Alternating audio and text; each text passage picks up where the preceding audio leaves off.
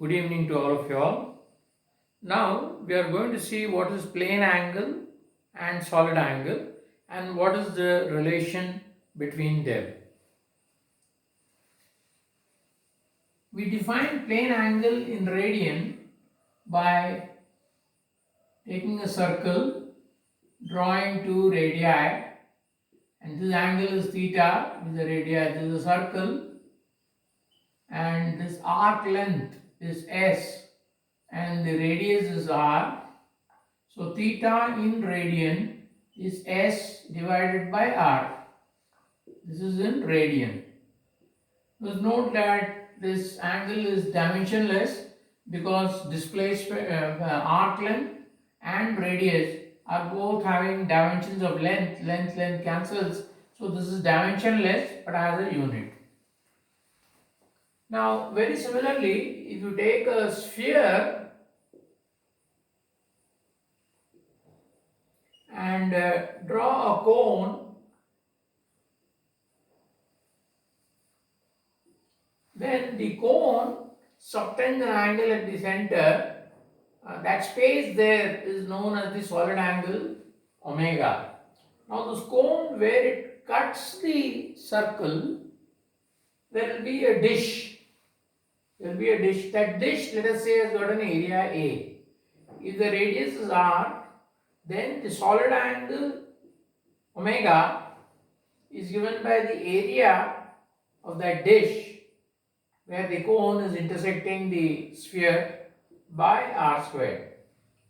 Now area is has got dimensions of length squared, r squared is also length squared. So this is in steradian and this again has no dimensions. In fact, radian and steradian are two supplementary units in the SI system of units. Now we wish to relate these two. To do that, for the cone here, we draw the axis of the cone, this passes through the center, and we define angle theta naught, which is called as the semi-vertical angle. The semi-vertical angle is a plane angle. It is formed by the axis and any one of the slant height. So it is the angle between the axis and the slant height, and it's a plane angle. Now what we will do basically is, we will find the area of this dish which is there. How is that dish? The dish is like this.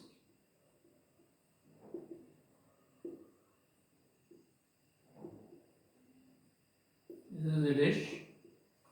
We need to find the curved surface area of that dish in terms of theta naught, and that area divided by r squared will give us omega. So that will relate omega and theta. So let us see how we are going to do that. We will require knowledge of calculus. What we are going to do is, that dish we are going to divide into several thin rings, infinitesimal rings, infinitesimally thin rings. So I will draw that this is the thing and this is the disk like that, and the center of the sphere is somewhere here, center of the dish is somewhere here. So I have a line like that, and what I am going to do is draw a thin ring .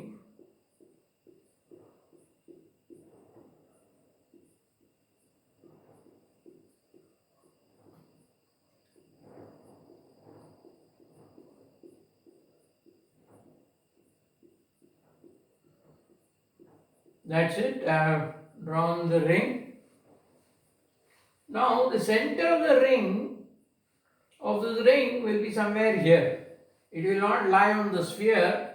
it will be inside the sphere. So now what we are going to do is, from the center, I am going to draw the two radii. The first one touching the inner end like that, inner circle, subtending an angle theta, and the second radii touching the outer circle of the ring, and that angle we will call it as d theta. Now if I draw a line from here to the center of the ring, this will be 90 degrees. So our object is to find the area of this ring and then integrate. So how to get the area of the ring?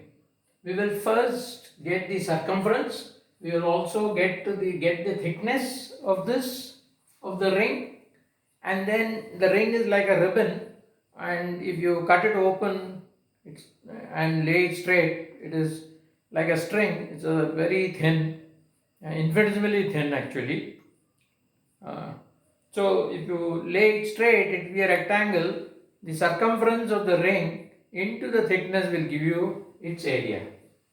So first of all, for the circumference, the radius is r. Now this side is opposite to the angle theta.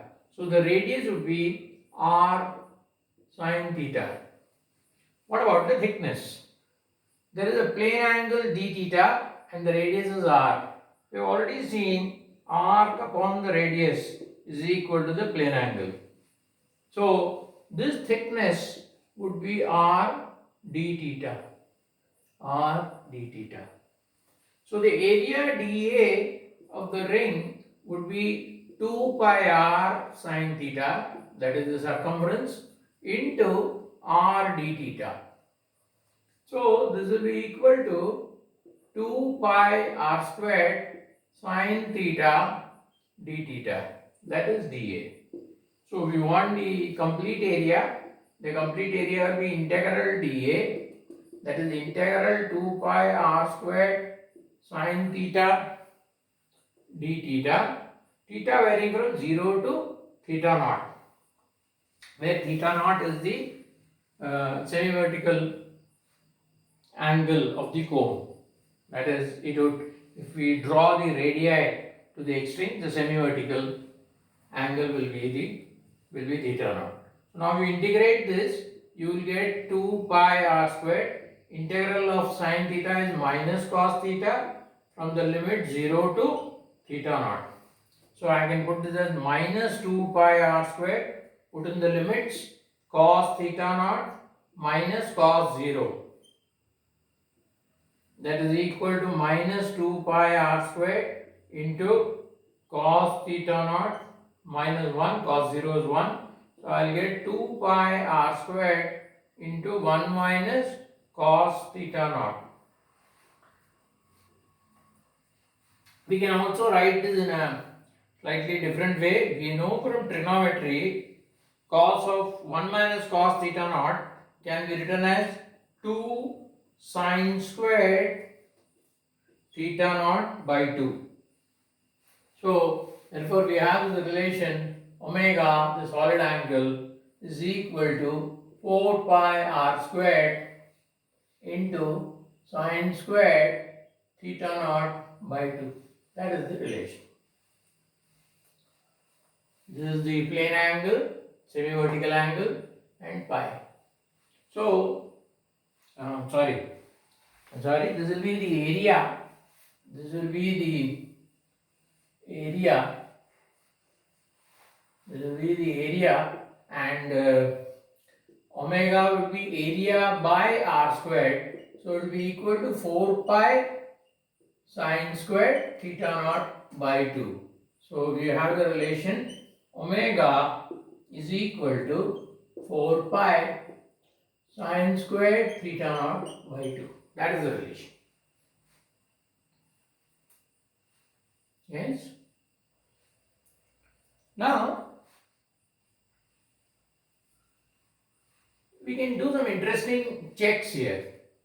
Let us say we want the area, surface area of a hemisphere. Well, this semi-vertical angle would become 90 if you spread these two radii, the extreme radii, and make it along the diameter of the sphere. You will have an hemisphere, and the semi-vertical angle will be 90. So, in this expression for area, if you put theta naught as 90 or pi by 2 in radian, you will get 90 by 2, 45 degrees. So, sine 45 is 1 by root 2. So, 1 by root 2 the whole square will be half, and 4 pi r squared into half is 2 pi r squared. That is the surface area of a hemisphere, well known result, you already know that. If it is for a sphere, then the two radii have to be made reflex. You will have to reflex, there will be a reflex angle, and that is more than 180, and you bring it back, and the total angle will be 2 pi, semi-vertical angle will be pi. So if you put theta naught as pi, the sine of pi by 2, sine 90 is 1, area of the sphere would be 4 pi r squared. Now we can do another very interesting thing.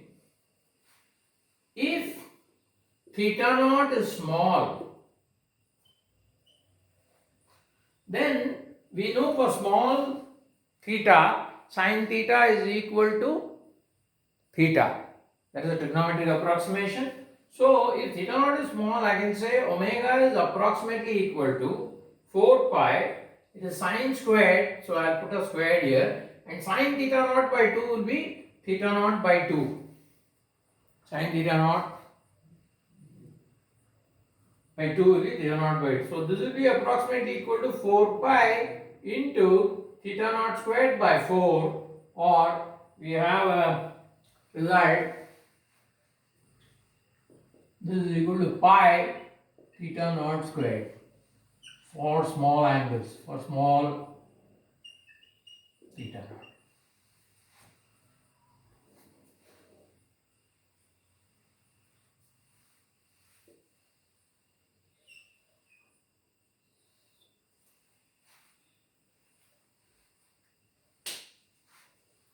Now we are going to apply this idea to a liquid drop. Let us say we have a liquid drop. Liquid drops are always spherical, and if gravity is absent, liquid drops are always assume a spherical shape. The reason for this is because of surface tension. We saw in our lecture, in my video on surface tension, that the surface has got surface potential energy. Every surface is associated with surface potential energy. Now, there is a very interesting principle about potential energy, any potential energy. If I have this object here in my hand, and if I drop it, it goes down. The explanation you give is that, well, there is a gravitational pull of the earth and it goes down.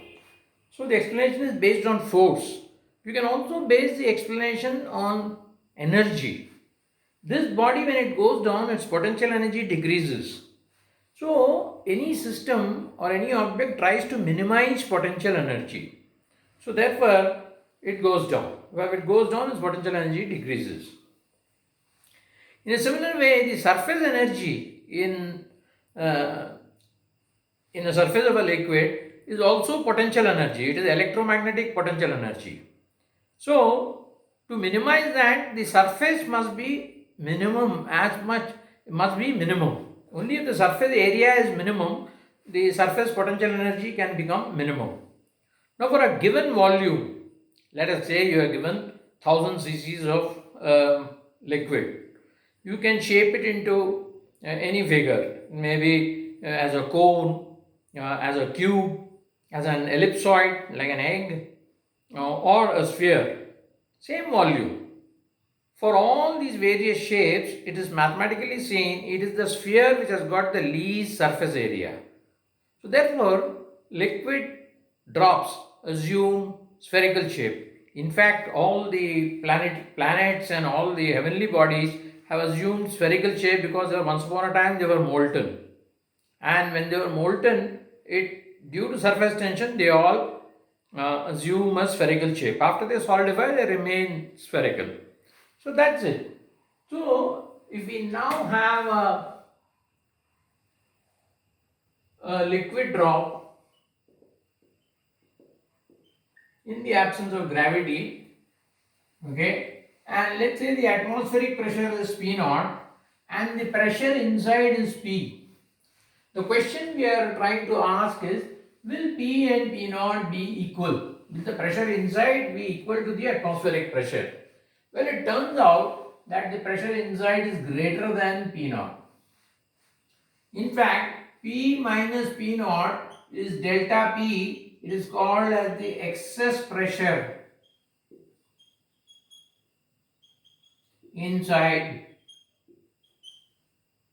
the drop. Excess pressure inside the drop.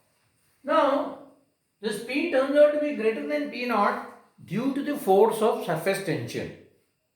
Let us see how surface tension increases the pressure inside.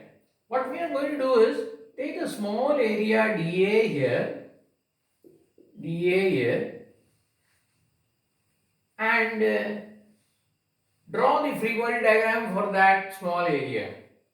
Now you know the force of surface tension is tangential and it is outward. So this is like a small dish, and so if I draw this radii, the force is going to be tangential like this, T. That is the force of surface. All along the periphery, it is going to act. Everywhere it would act. All along that.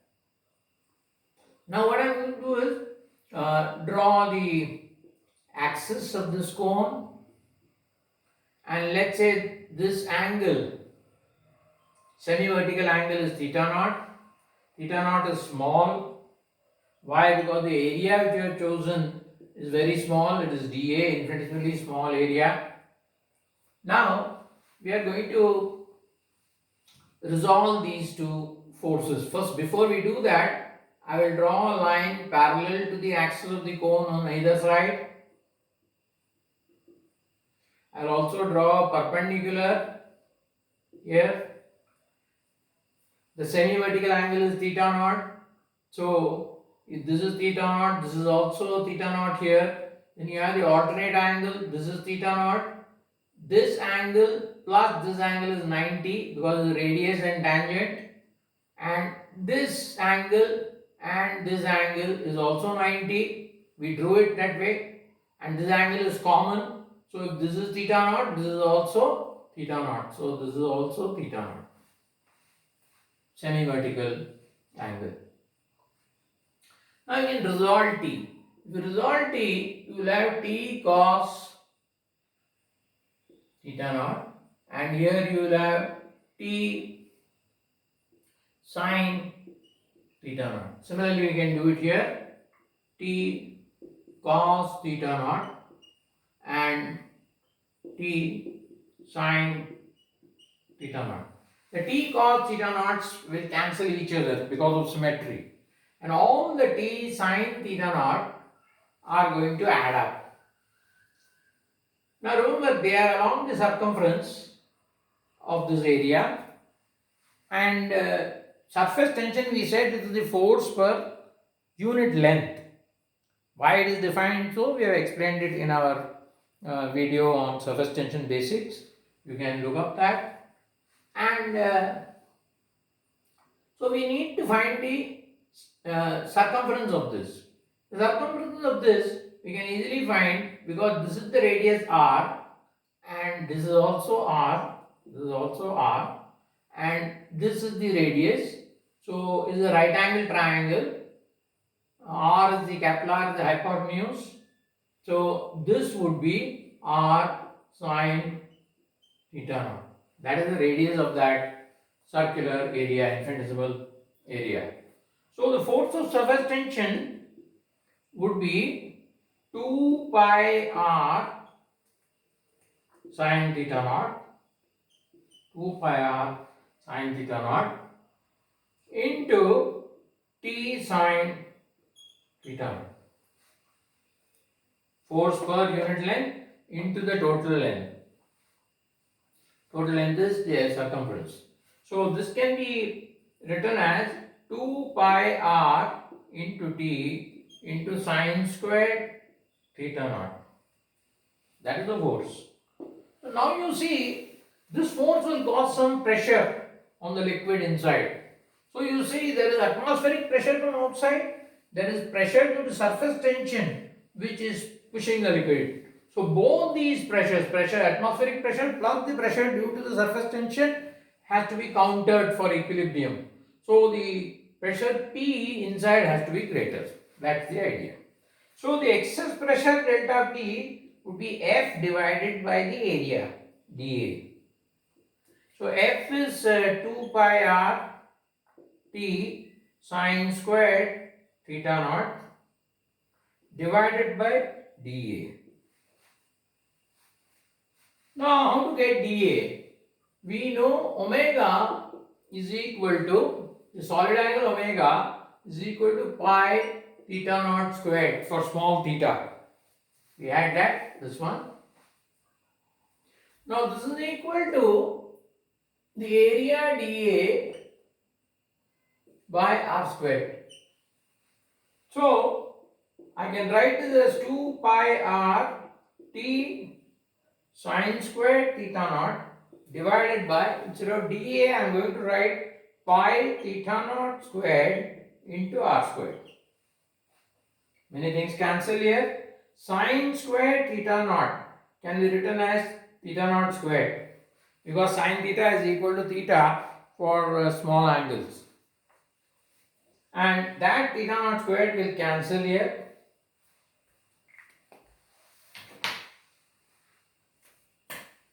Pi cancels, 1 r cancels, and we get 2t by r.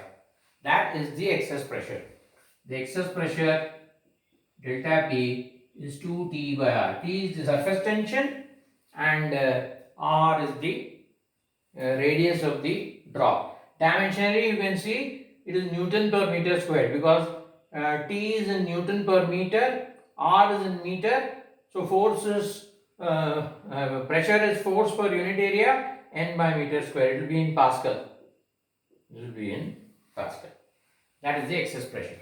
Now if you had instead of a liquid drop, if you had a soap bubble, for a soap bubble it has got two surfaces. So surface tension will be acting on the inner one as well as on the outer one. So in this diagram, therefore, instead of this t sine theta, we will have to put 2t sine theta naught. One for the inner surface, another for the outer surface. So the excess pressure then will be P naught plus 4t by r. That will be the pressure inside. If the outside pressure is P naught, inside the pressure will be P naught plus 4t by r.